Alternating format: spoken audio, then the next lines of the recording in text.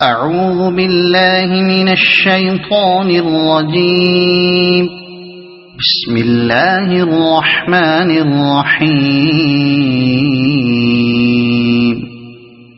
ألف لام ميم تلك آيات الكتاب الحكيم هدى ورحمة للمحسنين الذين يقيمون الصلاة ويؤتون الزكاة وهم بالآخرة هم يوقنون. الف لام میم، یہ کتاب حکیم کی آیات ہیں، ہدایت اور رحمت نیکوکار لوگوں کے لیے جو نماز قائم کرتے ہیں، زکوٰۃ دیتے ہیں اور آخرت پر یقین رکھتے ہیں. یہ کتاب حکیم کی آیات ہیں، یعنی ایسی کتاب کی آیات جو حکمت سے لبریز ہے، جس کی ہر بات حکیمانہ ہے. نیکوکار لوگوں کے لیے، یعنی یہ آیات راہ راست کی طرف رہنمائی کرنے والی ہیں اور خدا کی طرف سے رحمت بن کر آئی ہیں. مگر اس رحمت اور ہدایت سے فائدہ اٹھانے والے صرف وہی لوگ ہیں جو حسن عمل کا طریقہ اختیار کرتے ہیں، جو نیک بننا چاہتے ہیں، جنہیں بھلائی کی جستجو ہے، جن کی صفت یہ ہے کہ برائیوں پر جب انہیں متنبہ کر دیا جائے تو ان سے رک جاتے ہیں، اور خیر کی راہیں جب ان کے سامنے کھول کر رکھ دی جائیں تو ان پر چلنے لگتے ہیں. رہے بدکار اور شرپسند لوگ تو وہ نہ اس رہنمائی سے فائدہ اٹھائیں گے نہ اس رحمت میں سے حصہ پائیں گے. آخرت پر یقین رکھتے ہیں. یہ مراد نہیں ہے کہ جن لوگوں کو نیکوکار کہا گیا ہے وہ بس انہی تین صفات کے حامل ہوتے ہیں. دراصل پہلے نیکوکار کا عام لفظ استعمال کر کے اس امر کی طرف اشارہ کیا گیا کہ وہ ان تمام برائیوں سے رکنے والے ہیں جن سے یہ کتاب روکتی ہے، اور ان سارے نیک کاموں پر عمل کرنے والے ہیں جن کا یہ کتاب حکم دیتی ہے. پھر ان نیکوکار لوگوں کی تین اہم صفات کا خاص طور پر ذکر کیا گیا، جس سے یہ ظاہر کرنا مقصود ہے کہ باقی ساری نیکیوں کا دار و مدار انہی تین چیزوں پر ہے. وہ نماز قائم کرتے ہیں جس سے خدا پرستی و خدا ترسی ان کی مستقل عادت بن جاتی ہے. وہ زکوٰۃ دیتے ہیں جس سے ایثار و قربانی کا جذبہ ان کے اندر مستحکم ہوتا ہے. متاع دنیا کی محبت دبتی ہے اور رضا الہی کی طلب ابھرتی ہے. اور وہ آخرت پر یقین رکھتے ہیں جس سے ان کے اندر ذمہ داری و جواب دہی کا احساس ابھرتا ہے، جس کی بدولت وہ اس جانور کی طرح نہیں رہتے جو چراگاہ میں چھوٹا پھر رہا ہو، بلکہ اس انسان کی طرح ہو جاتے ہیں جسے یہ شعور حاصل ہو کہ میں خود مختار نہیں ہوں، کسی آقا کا بندہ ہوں، اور اپنی ساری کارگزاریوں پر اپنے آقا کے سامنے مجھے جواب دہی کرنی ہے. ان تین خصوصیات کی وجہ سے یہ نیکوکار اس طرح کے نیکوکار نہیں رہتے جن سے اتفاقاً نیکی سرزد ہو جاتی ہے، اور بدی بھی اسی شان سے سرزد ہو سکتی ہے جس شان سے نیکی سرزد ہوتی ہے. اس کے برعکس یہ خصوصیات ان کے نفس میں ایک مستقل نظام فکر و اخلاق پیدا کر دیتی ہیں، جس کے باعث ان سے نیکی کا صدور باقاعدہ ایک ضابطے کے مطابق ہوتا ہے. اور بدی اگر سرزد ہوتی بھی ہے تو محض ایک حادثے کے طور پر ہوتی ہے. کوئی گہرے محرکات ایسے نہیں ہوتے جو ان کے نظام فکر و اخلاق سے ابھرتے اور ان کو اپنے اقتضاء طبع سے بدی کی راہ پر لے جاتے ہوں. اولئک علی ھدی من ربہم واولئک هم المفلحون. یہی لوگ اپنے رب کی طرف سے راہ راست پر ہیں اور یہی فلاح پانے والے ہیں. جس زمانے میں یہ آیات نازل ہوئی ہیں اس وقت کفار مکہ یہ سمجھتے تھے اور علانیہ کہتے بھی تھے کہ محمد صلی اللہ علیہ وسلم اور ان کی اس دعوت کو قبول کرنے والے لوگ اپنی زندگی برباد کر رہے ہیں. اس لیے حسر کے ساتھ اور پورے زور کے ساتھ فرمایا گیا کہ یہی فلاح پانے والے ہیں، یعنی یہ برباد ہونے والے نہیں ہیں جیسا کہ تم اپنے خیال خام میں سمجھ رہے ہو، بلکہ دراصل فلاح یہی لوگ پانے والے ہیں، اور اس سے محروم رہنے والے وہ ہیں جنہوں نے اس راہ کو اختیار کرنے سے انکار کیا ہے. یہاں قرآن کے حقیقی مفہوم کو سمجھنے میں وہ شخص سخت غلطی کرے گا جو فلاح کو صرف اس دنیا کی حد تک اور وہ بھی صرف مادی خوشحالی کے معنی میں لے گا. فلاح کا قرآنی تصور معلوم کرنے کے لیے قرآن کی ان آیات کو بھی پیش نظر رکھنا چاہیے. البقرہ آیات 2 تا 5، آل عمران آیات 102، 130، 200، المائدہ آیات 35 اور 90، الانعام آیت 21، الاعراف آیت 7، 8 اور 157، التوبہ آیت 88، یونس آیت 17، النحل آیت 116، الحج آیت 77، المؤمنون آیت 1 اور 117، النور آیت 51، الروم آیت 38۔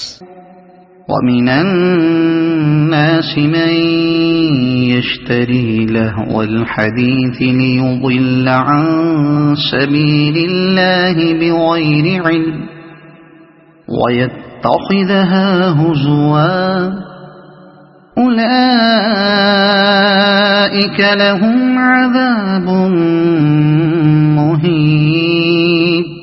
اور انسانوں ہی میں سے کوئی ایسا بھی ہے جو کلام دل فریب خرید کر لاتا ہے تاکہ لوگوں کو اللہ کے راستے سے علم کے بغیر بھٹکا دے اور اس راستے کی دعوت کو مذاق میں اڑا دے۔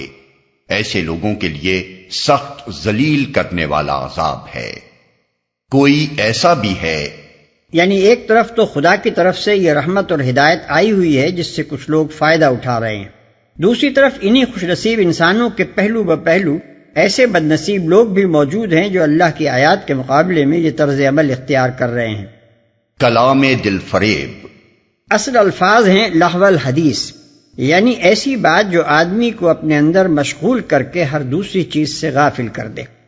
لغت کے اعتبار سے تو ان الفاظ میں کوئی ذم کا پہلو نہیں ہے، لیکن استعمال میں ان کا اطلاق بری اور فضول اور بیہودہ باتوں پر ہی ہوتا ہے، مثلاً گپ، خرافات، ہنسی مذاق، داستانیں، افسانے اور ناول، گانا بجانا اور اسی طرح کی دوسری چیزیں۔ لہو الحدیث خریدنے کا مطلب یہ بھی لیا جا سکتا ہے کہ وہ شخص حدیث حق کو چھوڑ کر حدیث باطل کو اختیار کرتا ہے اور ہدایت سے منہ موڑ کر ان باتوں کی طرف راغب ہوتا ہے جن میں اس کے لیے نہ دنیا میں کوئی بھلائی ہے نہ آخرت میں۔ لیکن یہ مجازی معنی ہیں، حقیقی معنی اس فقرے کے یہی ہیں کہ آدمی اپنا مال صرف کر کے کوئی بیہودہ چیز خریدے، اور بکثرت روایات بھی اسی تفسیر کی تائید کرتی ہیں۔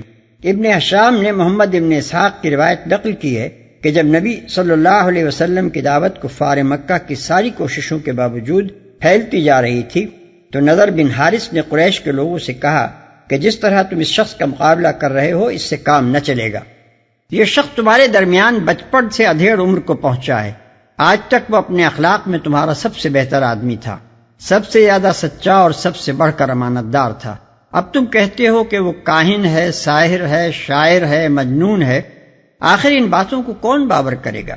کیا لوگ ساحروں کو نہیں جانتے کہ وہ کس قسم کی جھاڑ پھونک کرتے ہیں؟ کیا لوگوں کو معلوم نہیں کہ کاہن کس قسم کی باتیں بنایا کرتے ہیں؟ کیا لوگ شعر و شاعری سے ناواقف ہیں؟ کیا لوگوں کو جنون کی کیفیات کا علم نہیں ہے؟ ان الزامات میں سے آخر کون سا الزام محمد صلی اللہ علیہ وسلم پر چسپاں ہوتا ہے کہ اس کا یقین دلا کر تم عوام کو اس کی طرف توجہ کرنے سے روک سکو گے؟ ٹھہرو، اس کا علاج میں کرتا ہوں۔ اس کے بعد وہ مکہ سے عراق گیا اور وہاں سے شاہان عجم کے قصے اور رستم و اسفندیار کی داستانیں لا کر اس نے قصہ گوئی کی محفلیں برپا کرنی شروع کر دیں تاکہ لوگوں کی توجہ قرآن سے ہٹے اور وہ ان کہانیوں میں کھو جائیں۔ سیرت ابن حشام جلد 1 صفحہ 320 اور 321۔ یہی روایت اسباب النزول میں واحدی نے کلبی اور مقاتل سے نقل کی ہے، اور ابن عباس رضی اللہ تعالی عنہ نے اس پر مزید یہ اضافہ کیا ہے کہ نظر نے اس مقصد کے لیے گانے والی لونڈیاں بھی خریدی تھیں۔ جس کسی کے متعلق وہ سنتا کہ نبی صلی اللہ علیہ وسلم کی باتوں سے متاثر ہو رہا ہے، اس پر اپنی ایک لونڈی مسلط کر دیتا اور اس سے کہتا کہ اسے خوب کھلا پلا اور گانا سنا تاکہ تیرے ساتھ مشغول ہو کر اس کا دل ادھر سے ہٹ جائے۔ یہ قریب قریب وہی چال تھی جس سے قوموں کے اکابر مجرمین ہر زمانے میں کام لیتے رہے ہیں۔ وہ عوام کو کھیل تماشوں اور رقص و سرود یعنی کلچر میں غرق کر دینے کی کوشش کرتے ہیں تاکہ انہیں زندگی کے سنجیدہ مسائل کی طرف توجہ کرنے کا ہوش ہی نہ رہے، اور اس عالم مستی میں ان کو سرے سے یہ محسوس ہی نہ ہونے پائے کہ انہیں کس تباہی کی طرف دھکیلا جا رہا ہے۔ لہو الحدیث کی یہی تفسیر بکثرت صحابہ و تابعین سے منقول ہے۔ عبداللہ ابن مسعود رضی اللہ عنہ سے پوچھا گیا کہ اس آیت میں لہو الحدیث سے کیا مراد ہے؟ انہوں نے 3 مرتبہ زور دے کر فرمایا ہوا واللہ الغنا، خدا کی قسم اس سے مراد گانا ہے۔ ابن جریر، ابن ابی شیبہ، حاکم، بہقی۔ اسی سے ملتے جلتے اقوال حضرات عبداللہ ابن عباس، جابر بن عبداللہ، مجاہد، اکرمہ، سعید بن جبیر، حسن بصری اور مکحول سے مروی ہیں۔ ابن جریر، ابن ابی حاتم اور ترمذی نے حضرت ابو امامہ رضی اللہ عنہ باہلی کی یہ روایت نقل کی ہے کہ نبی صلی اللہ علیہ وسلم نے فرمایا مغنیہ عورتوں کا بیچنا اور خریدنا اور ان کی تجارت کرنا حلال نہیں ہے اور نہ ان کی قیمت لینا حلال ہے۔ ایک دوسری روایت میں آخری فقرے کے الفاظ یہ ہیں اکل ثمنہن حرام، ان کی قیمت کھانا حرام ہے۔ ایک اور روایت انہی ابو امامہ رضی اللہ عنہ سے ان الفاظ میں منقول ہے کہ حضور صلی اللہ علیہ وسلم نے فرمایا، لونڈیوں کو گانے بجانے کی تعلیم دینا اور ان کی خرید و فروخت کرنا حلال نہیں ہے اور ان کی قیمت حرام ہے۔ ان تینوں حدیثوں میں یہ صراحت بھی ہے کہ آیت من یشتری لہو الحدیث انہی کے بارے میں نازل ہوئی ہے۔ قاضی ابو بکر ابن العربی احکام القرآن میں حضرت عبداللہ ابن مبارک اور امام مالک رحمۃ اللہ علیہ کے حوالے سے حضرت انس رضی اللہ عنہ کی یہ روایت نقل کرتے ہیں کہ نبی صلی اللہ علیہ وسلم نے فرمایا کہ جو شخص گانے والی لونڈی کی مجلس میں بیٹھ کر اس کا گانا سنے گا، قیامت کے روز اس کے کان میں پگھلا ہوا سیسا ڈالا جائے گا۔ اس سلسلے میں یہ بات بھی جان لینی چاہیے کہ اس زمانے میں گانے بجانے کی ثقافت تمام تر بلکہ کلیتاً لونڈیوں کی بدولت زندہ تھی۔ آزاد عورتیں اس وقت تک آرٹسٹ نہ بنی تھیں، اسی لیے حضور صلی اللہ علیہ وسلم نے مغنیات کی بیع و شراء کا ذکر فرمایا اور ان کی فیس کو قیمت کے لفظ سے تعبیر کیا، اور گانے والی خاتون کے لیے قینا کا لفظ استعمال کیا جو عربی زبان میں لونڈی کے لیے بولا جاتا ہے۔ علم کے بغیر کا تعلق خریدتا ہے کے ساتھ بھی ہو سکتا ہے اور بھٹکادے کے ساتھ بھی۔ اگر اس کا تعلق پہلے فقرے سے مانا جائے تو مطلب یہ ہوگا کہ وہ جاہل اور نادان آدمی اس دل فریب چیز کو خریدتا ہے اور کچھ نہیں جانتا کہ کیسی قیمتی چیز کو چھوڑ کر وہ کس طرح ان چیز کو خرید رہا ہے۔ ایک طرف حکمت اور ہدایت سے لبریز آیات الہی ہیں جو مفت اسے مل رہی ہیں، مگر وہ ان سے منہ موڑ رہا ہے۔ دوسری طرف یہ بیہودہ چیزیں ہیں جو فکر و اخلاق کو غارت کر دینے والی ہیں اور وہ اپنا مال خرچ کر کے انہیں حاصل کر رہا ہے۔ اور اگر اسے دوسرے فقرے سے متعلق سمجھا جائے تو اس کے معنی یہ ہوں گے کہ وہ علم کے بغیر لوگوں کی رہنمائی کرنے اٹھا ہے، اسے یہ شعور نہیں ہے کہ خلق خدا کو راہ خدا سے بھٹکانے کی کوشش کر کے وہ کتنا بڑا مظلمہ اپنی گردن پر لے رہا ہے۔ مذاق میں اڑا دے، یعنی یہ شخص لوگوں کو قصے کہانیوں اور گانے بجانے میں مشغول کر کے اللہ کی آیات کا منہ چڑھانا چاہتا ہے۔ اس کی کوشش یہ ہے کہ قرآن کی اس دعوت کو ہنسی ٹھٹوں میں اڑا دیا جائے۔ یہ خدا کے دین سے لڑنے کے لیے کچھ اس طرح کا نقشہ جنگ جمانا چاہتا ہے کہ ادھر محمد صلی اللہ علیہ وسلم خدا کی آیات سنانے نکلیں، ادھر کہیں کسی خوش اندام و خوش گلو مغنیہ کا مجرا ہو رہا ہو، کہیں کوئی چرب زبان قصہ گو ایران توران کی کہانیاں سنا رہا ہو، اور لوگ ان ثقافتی سرگرمیوں میں غرق ہو کر اس موڈ ہی میں نہ رہیں کہ خدا اور آخرت اور اخلاق کی باتیں انہیں سنائی جا سکیں۔ ذلیل کرنے والا عذاب ہے، یہ سزا ان کے جرم کی مناسبت سے ہے۔ وہ خدا کے دین اور اس کی آیات اور اس کے رسول کی تذلیل کرنا چاہتے ہیں، خدا اس کے بدلے میں ان کو سخت ذلت کا عذاب دے گا۔ وَإِذَا تُتْلَى عَلَيْهِ آيَاتُنَا وَلَّى مُسْتَكْبِرًا كَأَن لَّمْ يَسْمَعْهَا كَأَنَّ فِي أُذُنَيْهِ وَقْرًا فَبَشِّرْهُ بِعَذَابٍ أَلِيمٍ إِنَّ الَّذِينَ آمَنُوا وَعَمِلُوا الصَّالِحَاتِ لَهُمْ جَنَّاتُ النَّعِيمِ خَالِدِينَ فِيهَا وَعْدَ اللَّهِ حَقًّا وَهُوَ الْعَزِيزُ الْحَكِيمُ۔ اسے جب ہماری آیات سنائی جاتی ہیں تو وہ بڑے گھمنڈ کے ساتھ اس طرح رخ پھیر لیتا ہے گویا کہ اس نے انہیں سنا ہی نہیں، گویا کہ اس کے کان بہرے ہیں۔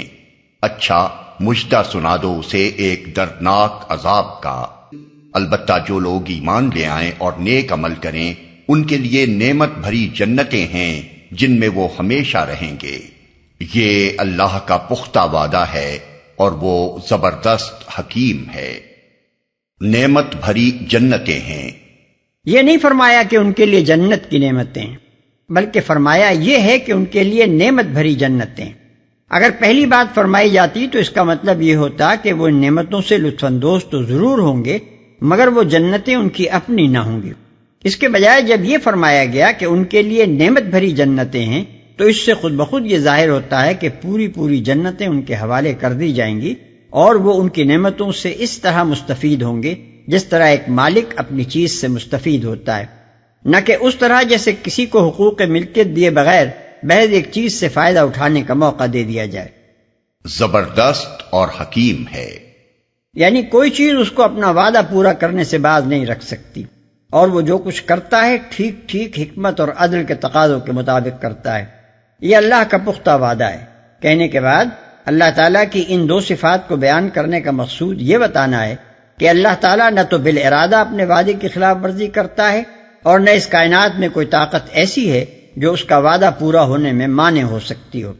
اس لیے اس امر کا کوئی خطرہ نہیں ہو سکتا کہ ایمان و عمل صالح کے انعام میں جو کچھ اللہ نے دینے کا وعدہ فرمایا ہے وہ کسی کو نہ ملے۔ نیز یہ کہ اللہ کی طرف سے اس انعام کا اعلان سراسر اس کی حکمت اور اس کے عدل پر مبنی ہے۔ اس کے ہاں کوئی غلط بخشی نہیں ہے کہ مستحق کو محروم رکھا جائے اور غیر مستحق کو نواز دیا جائے۔ ایمان و عمل صالح سے متصف لوگ فی الواقع اس انعام کے مستحق ہیں اور اللہ یہ انعام انہی کو عطا فرمائے گا۔ خلق السماوات بغير عمد ترونها وألقى في الأرض رواسي أن تميد بكم وبث فيها من كل دابة وأنزلنا من السماء ماء فأنبتنا فيها من كل زوج كريم۔ اس نے آسمانوں کو پیدا کیا بغیر ستونوں کے جو تم کو نظر آئیں۔ اس نے زمین میں پہاڑ جما دیے تاکہ وہ تمہیں لے کر ڈھلک نہ جائے۔ اس نے ہر طرح کے جانور زمین میں پھیلا دیے اور آسمان سے پانی برسایا اور زمین میں قسم قسم کی عمدہ چیزیں اگا دیں۔ اس نے اوپر کے تمہیدی فقروں کے بعد اب اصل مدعا یعنی تردید شرک اور دعوت توحید پر کلام شروع ہوتا ہے۔ جو تم کو نظر آئیں۔ اصل الفاظ ہیں بغیر عمد ترونہا۔ اس کے دو مطلب ہو سکتے ہیں، ایک یہ کہ تم خود دیکھ رہے ہو کہ وہ بغیر ستونوں کے قائم ہیں، دوسرا مطلب یہ کہ وہ ایسے ستونوں پر قائم ہیں جو تم کو نظر نہیں آتے۔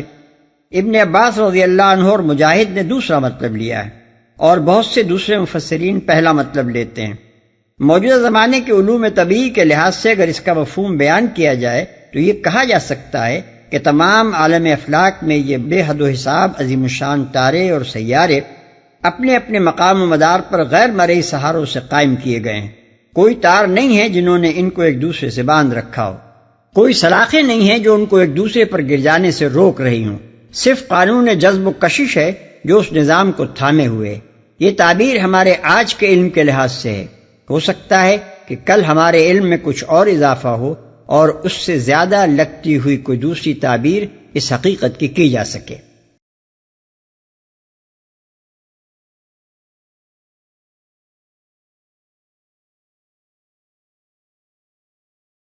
هذا خلق الله فأروني ماذا خلق الذين من دونه بل الظالمون في ضلال مبين۔ یہ تو ہے اللہ کی تخلیق، اب ذرا مجھے دکھاؤ ان دوسروں نے کیا پیدا کیا ہے۔